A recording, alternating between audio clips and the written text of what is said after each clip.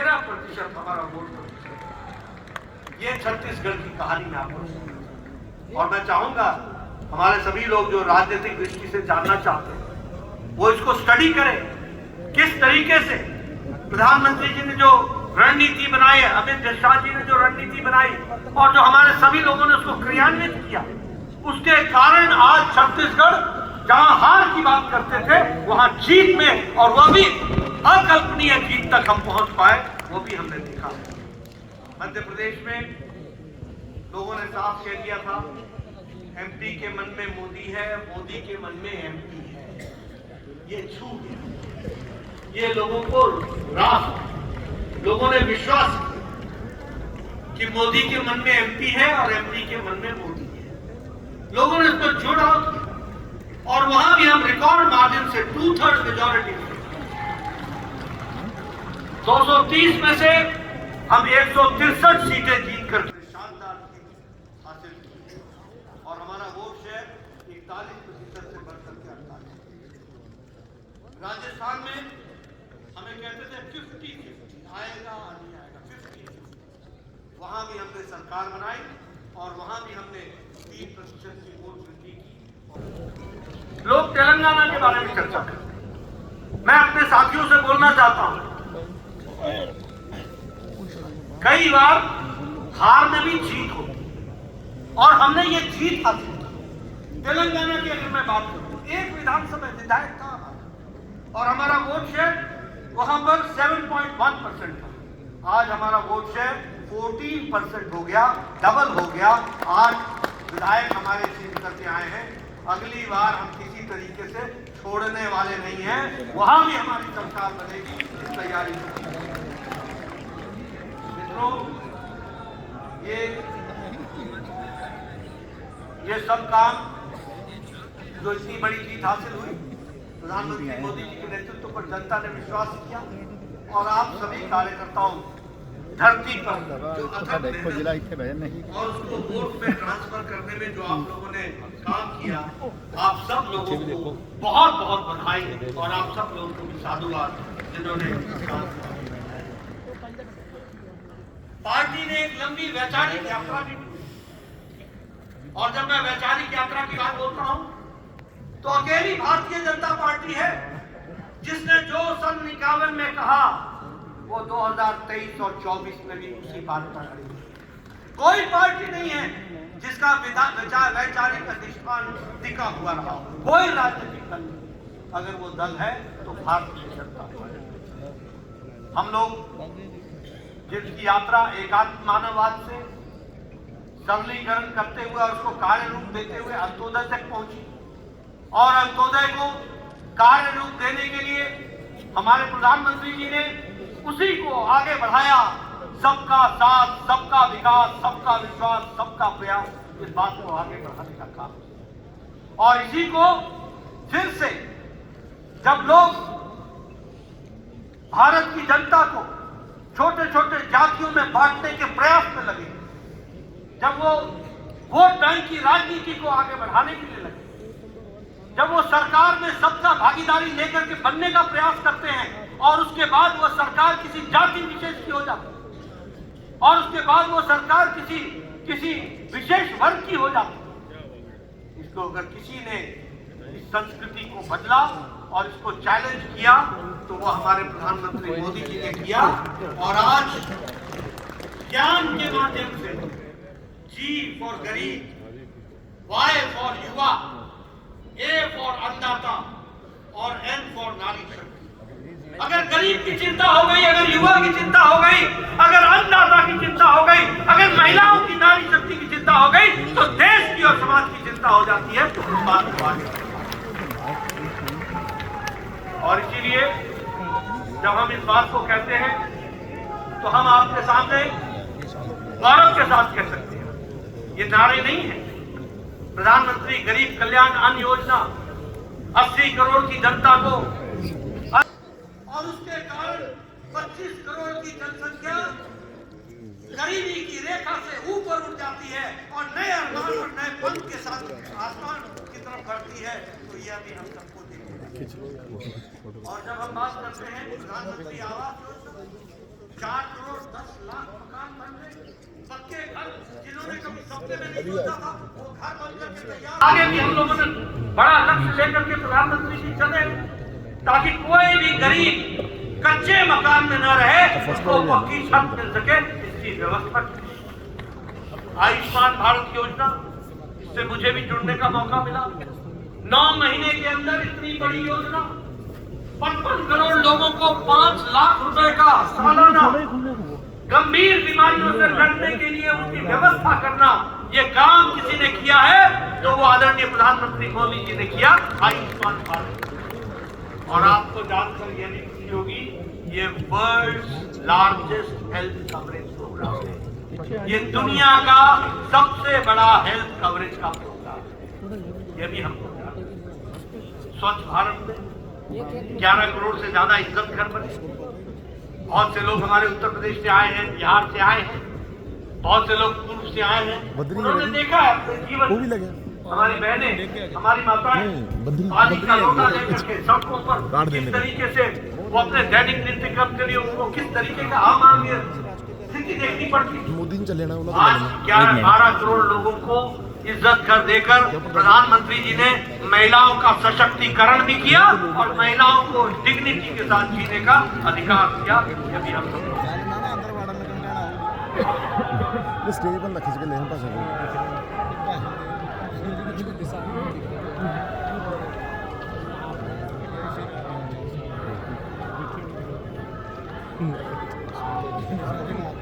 उज्ज्वला योजना, लॉन्चमेंट करा दी। उजाला योजना, मैं थोड़ा समय लेना चाहूंगा प्रधानमंत्री जी, लेकिन मैं बताना चाहता हूं, मैं गांव से पहाड़ से आता हूं, मैं बार बार सुनाता हूं। हमारी बहनें सुबह 5 बजे उठती, जंगलों में जाती थी, लकड़ियां काटती थी, लकड़ियां काट करके बोझा उठा करके घर पर लाती थी और फिर वो उसको चूल्हे को जलाती थी। फूकनी से लेकर के वो फूक फूक करके चूल्हा जलाती थी। 200 का सिगरेट का धुआं अपने छातियों पर लेती है। यह समय भी हमने देखा, लेकिन आज उज्ज्वला योजना में 11 करोड़ से ज्यादा बहनों को जिस तरीके से आज गैस का कनेक्शन मिला है, उनको जो सशक्तिकरण हुआ है, वो हम सब लोगों को एक तरीके से पूरी ताकत के साथ महिला सशक्तिकरण। सौभाग्य योजना 2 करोड़ 62 लाख लोगों का इलेक्ट्रिफिकेशन, 18,000 गाँवों में बिजली पहुंचाना, ये बहुत बड़ी बात है। देश में एक तरीके से जिन लोगों ने कभी, जिन गांव में कभी बिजली नहीं देखी थी, आप कल्पना कीजिए कैसा देश हो, कैसे गांव होंगे, कैसा प्रदेश हो। 18,000 गांव, और आज वो सब तो उनको बिजली मिली 2.5 करोड़ 2 करोड़ 62 लाख के आसपास हमारे यहाँ सौभाग्य योजना में उनके घरों में बिजली पहुंचाई गई है। उनको नई दृष्टि से नया जीवन मिला है। जल जीवन मिशन में 11 करोड़ जिनको पहली बार पाइप से घर तक पानी पहुंचाया गया। मैं जब 1993 में पहली बार एमएलए बना था तो बहनें मेरे पास आती थी, देखो ये 3 किलोमीटर से मैं पहाड़ से नीचे उतर करके एक थैला पानी लेने के लिए आई हूँ और अब मैं 3 किलोमीटर चढ़ूंगी, दिन के मेरे 3 घंटे लगते हैं, क्या जीवन जीऊंगी, इस तरीके की बात कहती थी। आज बदलते भारत में मोदी जी के नेतृत्व में 11 करोड़ घरों में हर घर जल, हर घर नल पहुंचाने की योजना बनाई गई। तो इसलिए एक नए उपलब्धियों भरा जो हमारा दशक रहा है, उसमें योजनाओं को हम लोगों ने आगे बढ़ाने का काम। यहाँ मैं नारी शक्ति वंदन विधेयक की चर्चा न करूं तो शायद मैं नारी शक्ति के साथ प्रधानमंत्री मोदी जी ने जो काम 30 साल से, और वो इसलिए नहीं, राजनीतिक कारणों से रोका हुआ था, राजनीतिक कारण, फॉर पॉलिटिकल रीजंस 30 सालों से जो विधेयक पास नहीं हुआ, प्रधानमंत्री मोदी जी के नेतृत्व में 3 दिन के अंदर वह लोकसभा और राज्यसभा से नारी शक्ति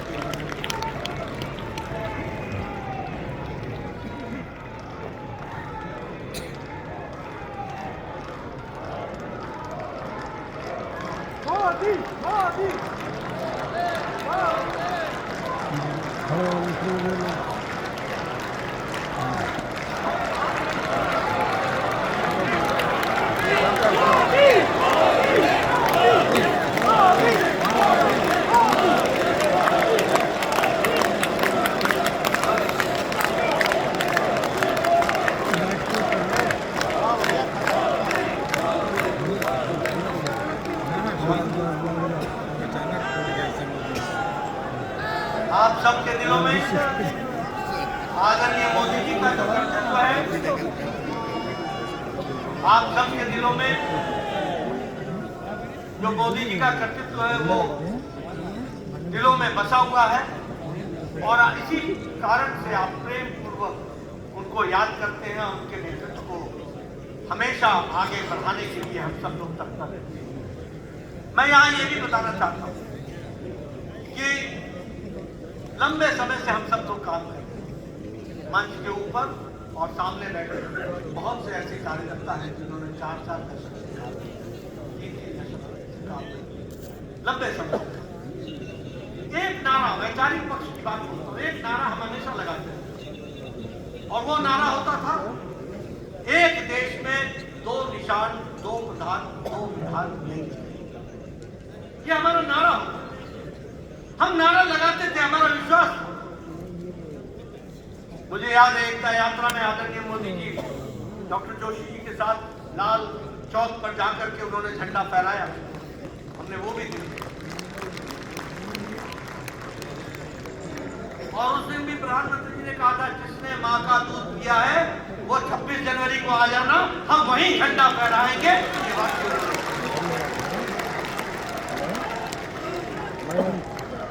और वहां तो झंडा फहराया ही, लेकिन इसी दशक में 6 जुलाई को, 5 जुलाई और 6 जुलाई, 5 अगस्त और 6 अगस्त को प्रधानमंत्री मोदी जी की इच्छा शक्ति ने धारा 370 को धाराशाही कर दिया। ये नहीं करता। और हमारे गृह मंत्री अमित भाई शाह जी की रणनीति ने धारा 370 को सदा सदा के लिए समाप्त कर दिया। हमने वो भी समय देखा, मैं उस समय युवा मोर्चा का कार्यकर्ता होता था जब 1989 में पालमपुर में अधिवेशन हुआ था, राष्ट्रीय कार्यकारिणी हुई थी हिमाचल में, हमारे प्रदेश में, और वहां पास हुआ था कि हम राम मंदिर के बनने के रास्ते को प्रशस्त करने के लिए प्रयास करेंगे, 1989। और उसके बाद हमने वर्षों नारे लगाए, राम लला हम आएंगे, मंदिर वहीं बनाएंगे, हम मंदिर वहीं बनाएंगे, ये नारे हमने लगाए। बीच में कुछ लोगों ने उपहास भी किया और कहा, राम लला हम मंदिर वहीं बनाएंगे, तिथि नहीं बताएंगे, या तिथि कब बताएंगे। तो हमने कहा कि आपको तिथि भी बताएंगे और आप जरूर आएंगे। आप आए नहीं, ये आपके कर्म थे, लेकिन 22 तारीख को आदरणीय प्रधानमंत्री जी ने 11 दिन का कठोर अनुष्ठान करने के बाद रामलला का प्राण प्रतिष्ठा का अनुष्ठान किया।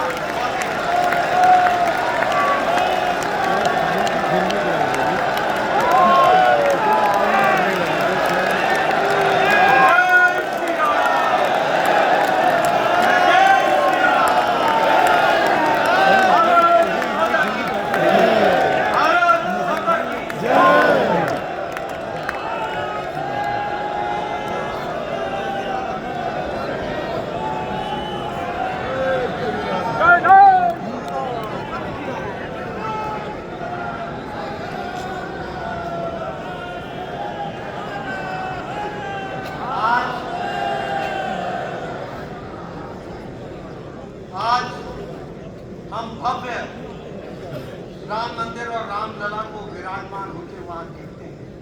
22 तारीख को उसकी प्राण प्रतिष्ठा और रामलला के इस कार्यक्रम में नहीं सिर्फ कोई गांव, कोई देश, कोई सिर्फ देश या कोई प्रदेश, सारी दुनिया में दीप जले, सारी दुनिया में, और सारे मंदिरों में घंटियां बजी और रामलला का स्वागत किया गया।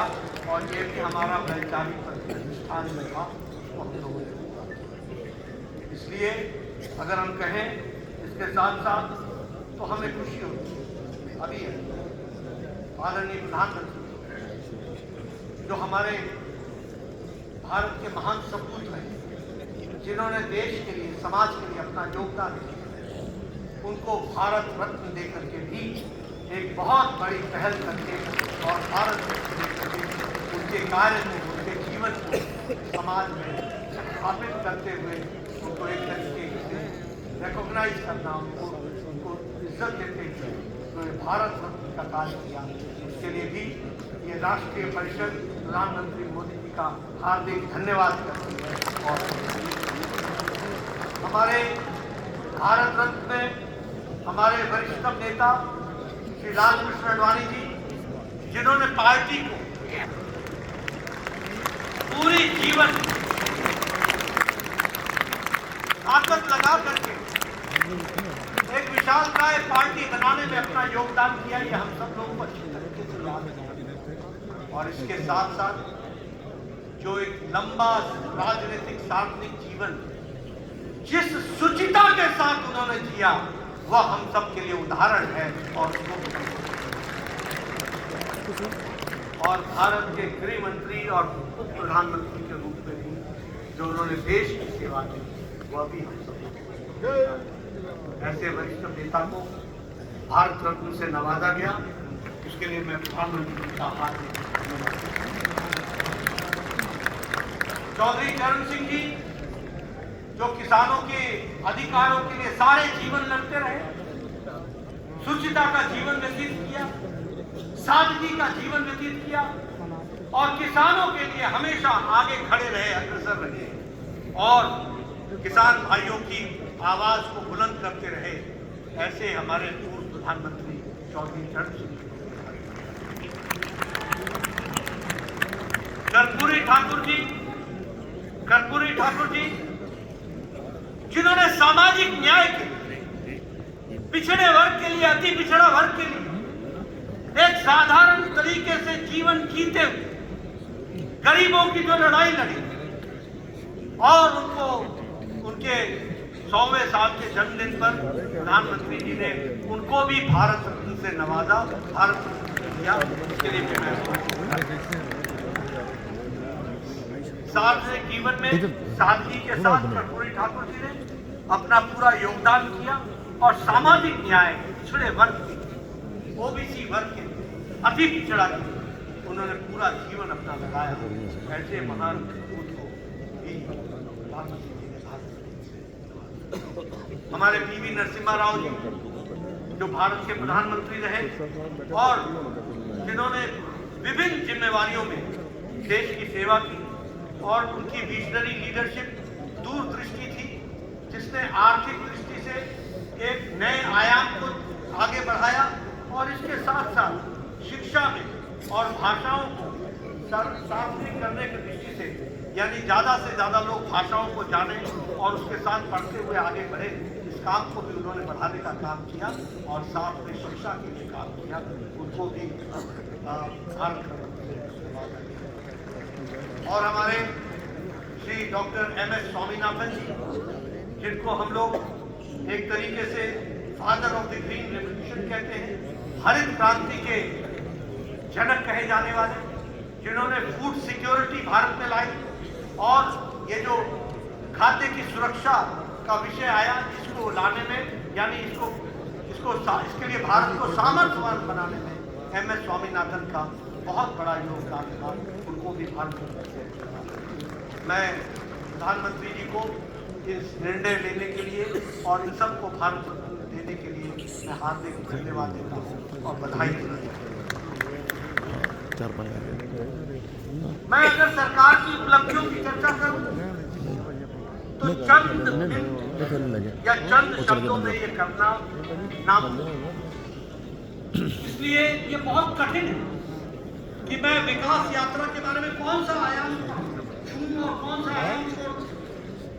हम आज यहाँ पर बैठे इस भारत मंडप में, बहुत से हमारे पुराने लोगों को याद होगा, वो यहाँ पर आया करते थे। ये प्रगति मैदान के नाम से जाना जाता था।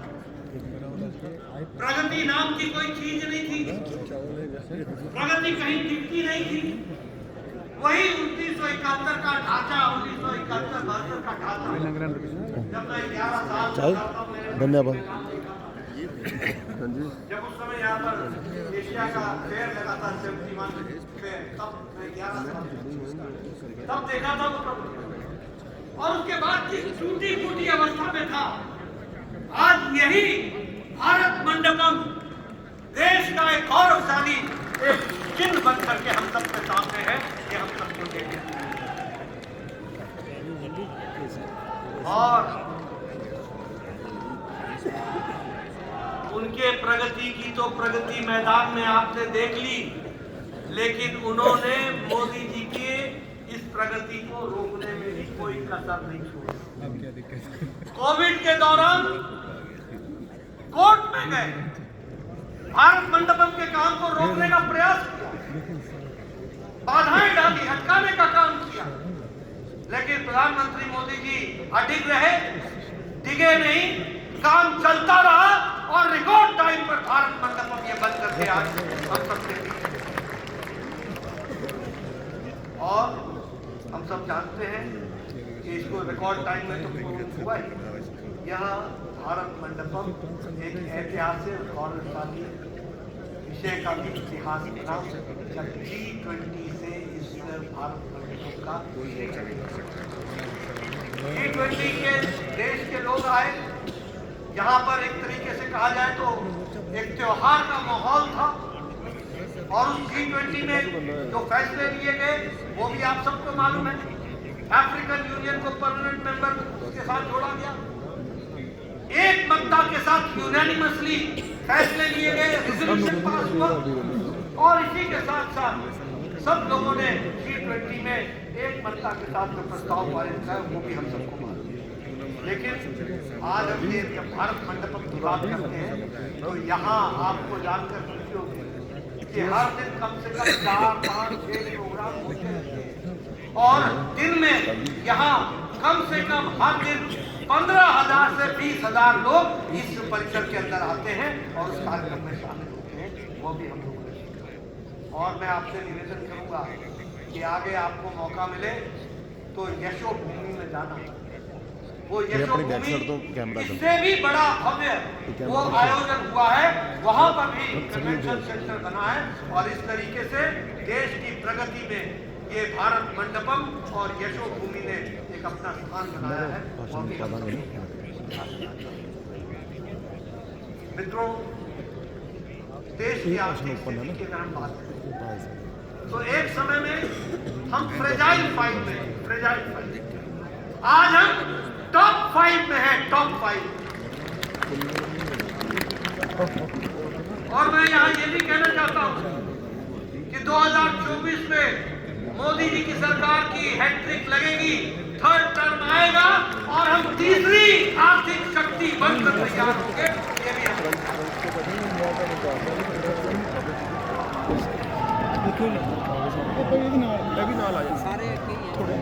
नहीं ये भी आ जाए जी, पीछे चले ये भी दो लोग हैं। मित्रों, हमारे पीछे भी निपुण जी, पार्टी के लोग सब पीछे वाले भी भी आजकल बने, ग्रोथ नहीं हो, ग्रोथ। मैं उनको बार बार बोलता हूँ तुम्हारी ग्रोथ तो नहीं हो रही, तो पक्की बात है, इसमें तो कोई दो राय और होगी भी नहीं। लेकिन देश की ग्रोथ रेट को अगर देखना हो तो वो तीव्र गति से आगे बढ़ रहा है, और हमारे IMF ने भी कहा है कि अगर ब्राइट स्पॉट कोई है तो वो भारत है, इसको हमको ध्यान में रखना। और मैं जब आपके सामने ग्रोथ रेट की बात करता हूँ तो आप आंकड़े जरा सा ध्यान में रखिएगा। USA का ग्रोथ रेट है 1.5%, जर्मनी का ग्रोथ रेट है 0.9%, चाइना का ग्रोथ रेट है 4.2%, जापान का ग्रोथ रेट है 1%, और भारत का ग्रोथ रेट है 6.3%।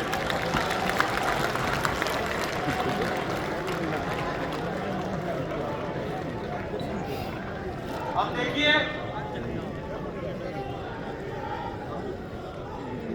मैं किसी को आंखें तो दे सकता हूँ, दृष्टि तो दे नहीं सकता। अब जिनको दृष्टि नहीं है तो वो हम क्या कर सकते हैं?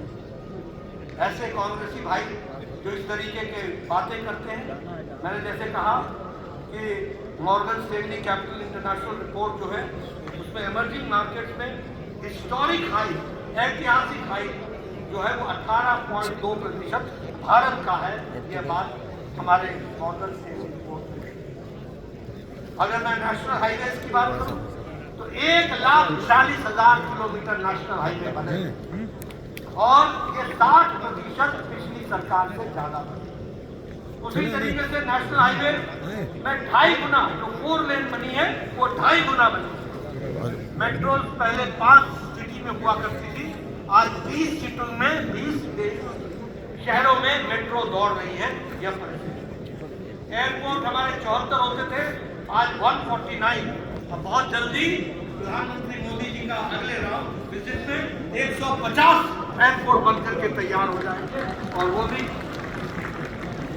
और सबसे बड़ी बात है कि भारत के विकास के लिए ग्रामीण सड़क, आपको जानकर खुशी होगी, 3,75,000 किलोमीटर ग्रामीण सड़क, 3 लाख।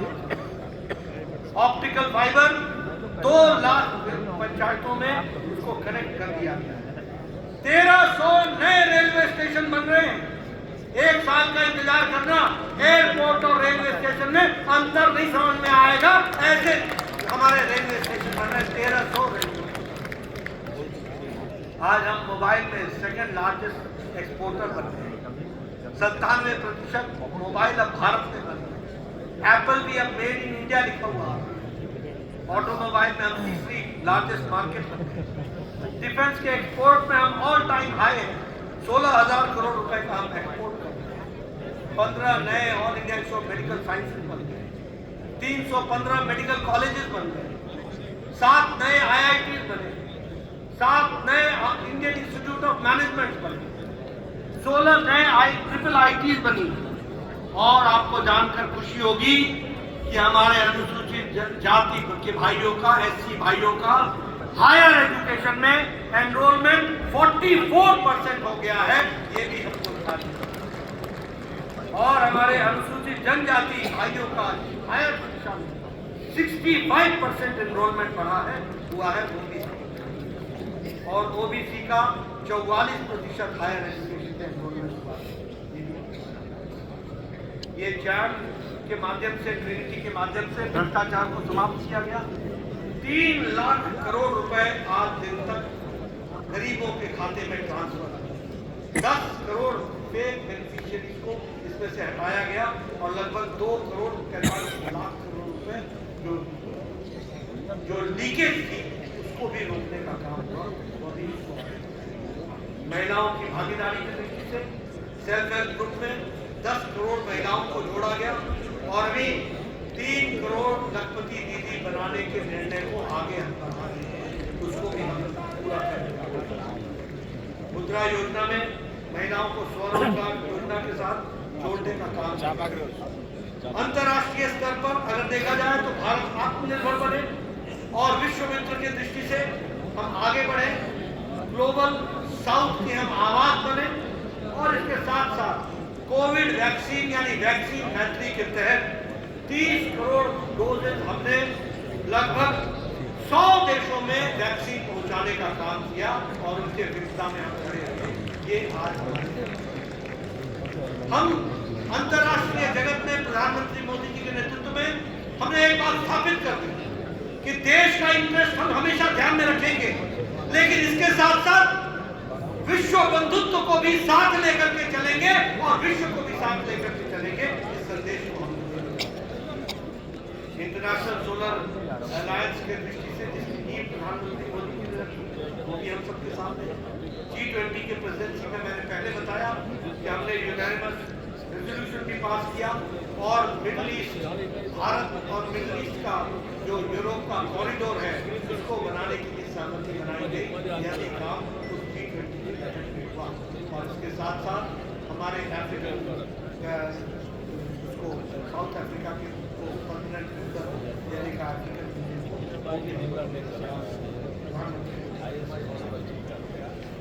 मित्रों, विषय बहुत है बोलने को और मुद्दे भी बहुत है। मैंने कहा चंद शब्दों में किया नहीं, लेकिन आज अगर यूनाइटेड नेशंस जनरल असेंबली में प्रधानमंत्री मोदी जी ने योग को रखा और 175 देशों ने यूनानिमसली उसको अडॉप्ट किया, तो आज 21 जून योग दिवस दुनिया में स्थापित हो गया। ये भी हम सब, अगर हम ईयर ऑफ मिलेट्स 2023 को याद करें तो उसका भी नेतृत्व प्रधानमंत्री मोदी जी ने किया और उन्होंने यूनाइटेड नेशन जनरल जहां तक रेस्क्यू ऑपरेशंस का सवाल है, वंदे भारत मिशन हो, कोविड में सभी लोगों को वापस घर लाने का सवाल हो, ऑपरेशन दोस्त हो, सीरिया से लोगों को लाने का सवाल हो, या फिर ऑपरेशन गंगा हो जिसमें यूक्रेन से लोगों को लाने का सवाल हो, सभी ने सफलता हम सबको मिली है और मोदी जी ने इसमें बढ़ चढ़ करके पहल की और उस पहल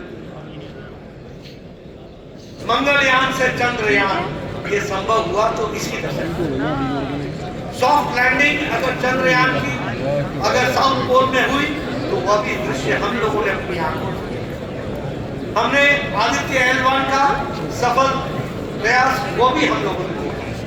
तो हमने धरती पर, दुनिया में और अंतरिक्ष में भी एक विशेष स्थान बनाया है, यह भी हम सबको ध्यान में रखना। मैं इसके साथ साथ ये भी बताना चाहूंगा कि पार्टी ने भी पिछले 10 सालों में बहुत तीव्र गति से काम किया। अमित भाई शाह जी के नेतृत्व में पार्टी ने, जैसा मैंने कहा, एक विस्तार रूप दिया।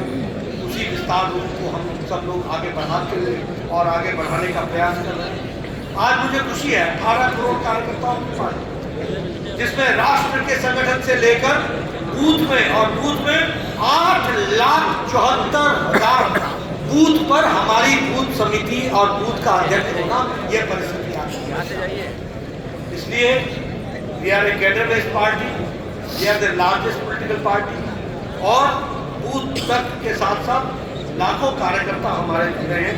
ये हमारे लोकसभा में हम सबसे बड़ी पार्टी, राज्यसभा में हम सबसे बड़ी पार्टी, हमारे विधायक आज 1500 के आसपास हमारे विधायक जुट करके आए हैं। हमारे लगभग 170 MLCs हैं। जैसा मैंने कहा कि हमारे मेयर्स 93 हैं और हमारे डिप्टी मेयर्स मिला ले तो 163 से ज्यादा है। म्यूनिसिपल चेयरमैन हमारे 539 हैं। जिला परिषद के अध्यक्ष हमारे 297 हैं। नगर पंचायत के अध्यक्ष हमारे 1000 के आसपास हैं।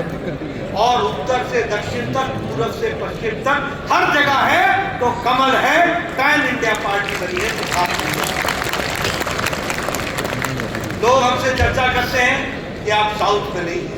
मैं आपको रिकॉर्ड, साउथ में भी कांग्रेस के 28 MP हैं और भारतीय जनता पार्टी के 29 MP हैं। ये क्या साउथ में भी भारतीय जनता पार्टी के राज्यसभा के 8 सीटें और कांग्रेस की 7 सीटें। ये भी हम, अगर हम बात करें, आप सबका मैं धन्यवाद करना चाहता हूं। जब कोविड आया, लॉकडाउन, प्रधानमंत्री मोदी जी ने देश को फ्रंट से लीड, एक ऐसा समय था जो हम लोगों ने कभी देखा नहीं था, जिसके बारे में हमको कोई तजुर्बा नहीं था, लेकिन प्रधानमंत्री मोदी जी ने बुलंदी के साथ देश को फ्रंट से लीड किया और पहले कहा जान है तो जहान है। लॉकडाउन लगाया, देश को तैयार किया। जब देश तैयार हो गया तो प्रधानमंत्री ने कहा जान भी है और जहान भी है, आगे बढ़ चलो। इस तरीके से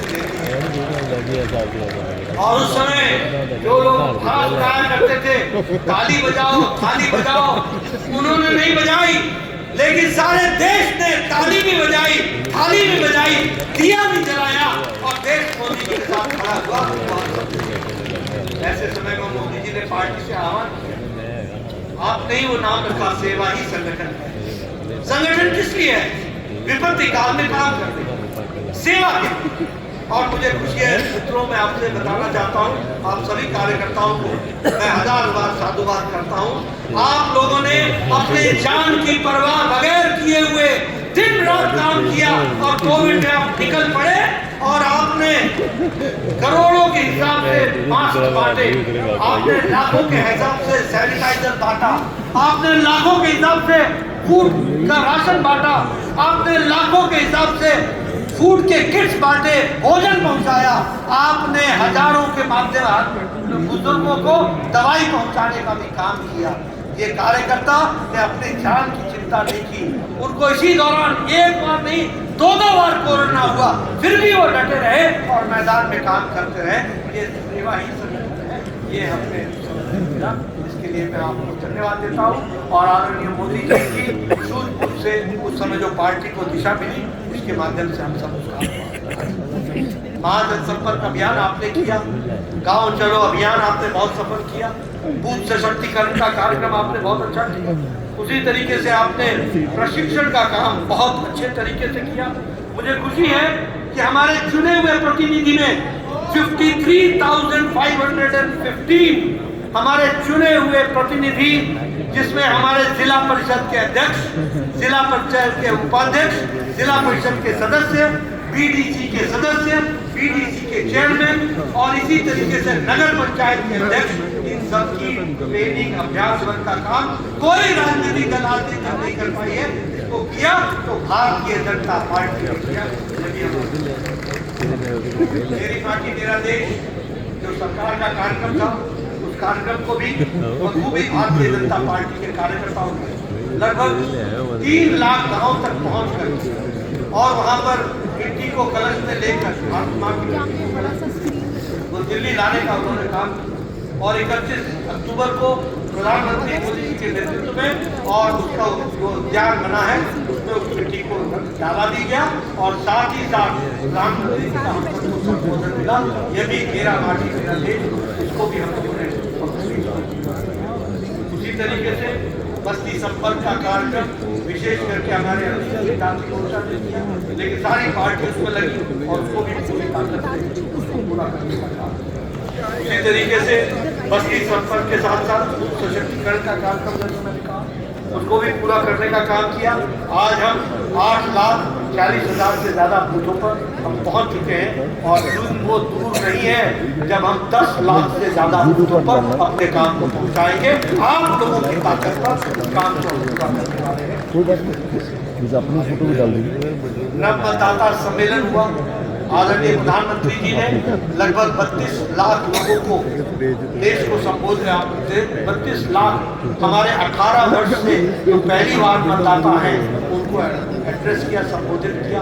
और इसके साथ साथ उन्होंने पूरे देश में लगभग 52 लाख लोगों का पंजीकरण हुआ, विद्यार्थियों का पंजीकरण हुआ और इसको युवा मोर्चा ने बखूबी इस कार्यक्रम में पूरा किया।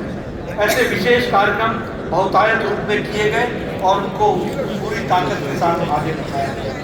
एक कार्यक्रम के तहत जो KMOW बीजेपी विदेश से भी हमारे लगभग 60 से ज्यादा राजदूत आज भारतीय जनता पार्टी के कार्यालय में आ चुके हैं और उन्होंने आकर के भारतीय जनता पार्टी को समझने का प्रयास किया है।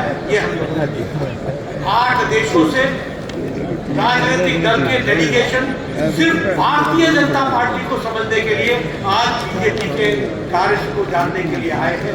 ये भी हमने देखा और इसके साथ साथ चाहे किसी देश के फॉरेन मिनिस्टर हो, चाहे नेपाल के प्रधानमंत्री हो, इनका भी आगमन भारतीय जनता पार्टी के कार्य। इसलिए बहुआयामी दृष्टि से भारतीय जनता पार्टी आगे बढ़ी। मित्रों, मैंने शुरू में आपसे कहा कि हमने पीछे भी जीत देखी है और हमने आगे भी जीत देखी।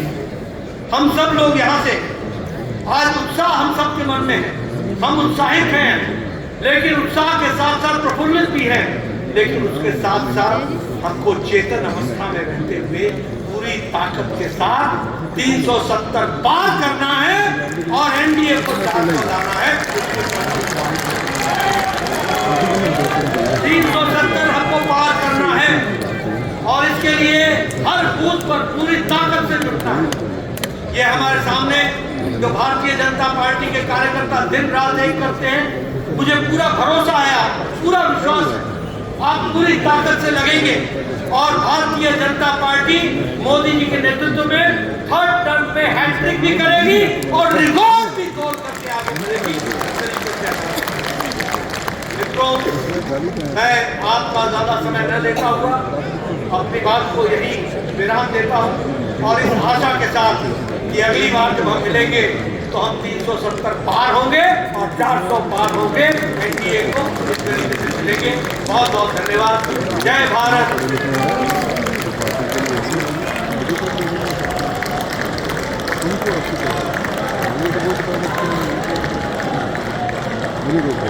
भारत माता की।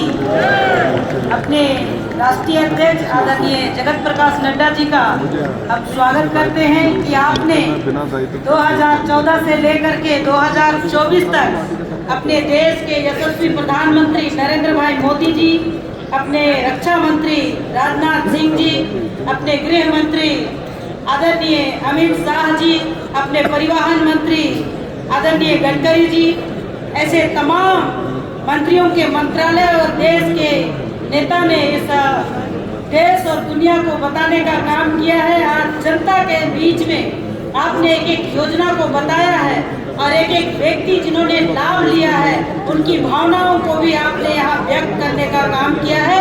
मैं आपका तहे दिल से स्वागत और अभिनंदन करती हूँ।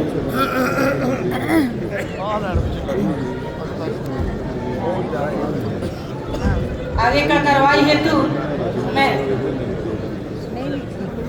आज शोक प्रस्ताव हेतु माननीय महेंद्र पांडे जी मुख्यालय प्रभारी को आमंत्रित करते हैं।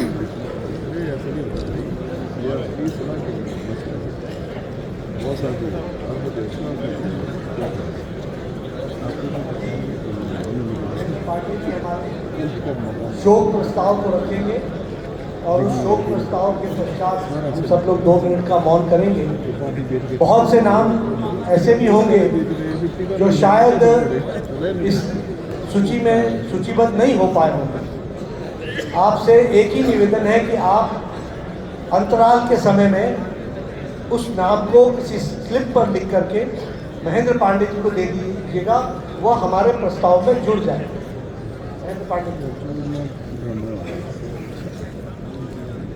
विगत वर्ष के बाद हमारे कई महत्वपूर्ण वरिष्ठ कार्यकर्ता देश के सामाजिक सार्वजनिक जीवन के कई जाने माने हस्ताक्षर अपने जीवन की लीला को समाप्त कर परलोक गमन कर गए।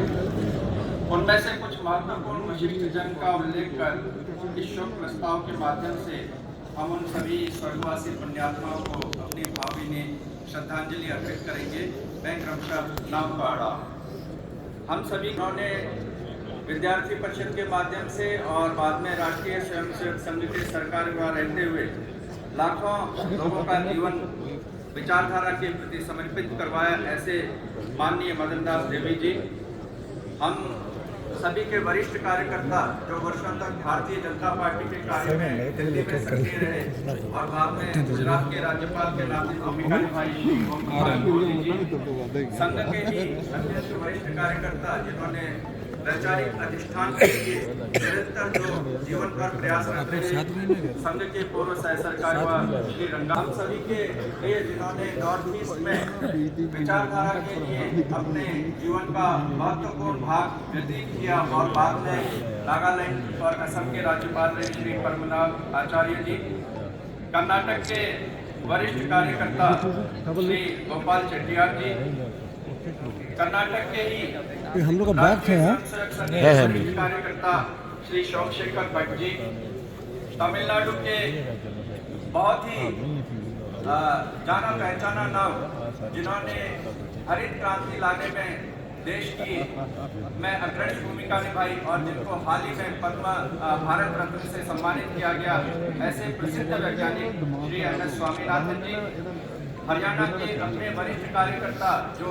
जीवन भर अपने कार्य में संलग्न रहे, जिन्होंने विचारधारा के लिए कंट्रीब्यूट किया, ऐसे श्री पूर्व सांसद अभी तक के जो सांसद थे श्री रतनलाल कटारिया जी, उत्तर प्रदेश के हमारे वरिष्ठ विचारक जिन्होंने भारतीय जनता पार्टी में रह करके उत्तर प्रदेश, बिहार, झारखंड में लगातार विचारधारा के लिए काम किया, ऐसे पूर्व संगठन मंत्री श्री हृदयनाथ सिंह जी, हमारे एक बहुत ही प्रिय कार्यकर्ता जो बड़ी यंग अवस्था में स्वर्ग सिधा के उत्तर प्रदेश के विधायक श्री आशुतोष टंडन जी, गुजरात के वैष्णव संप्रदाय के पूज्य स्वामी परम पूज्य स्वामी जी ब्रजेश कुमार महर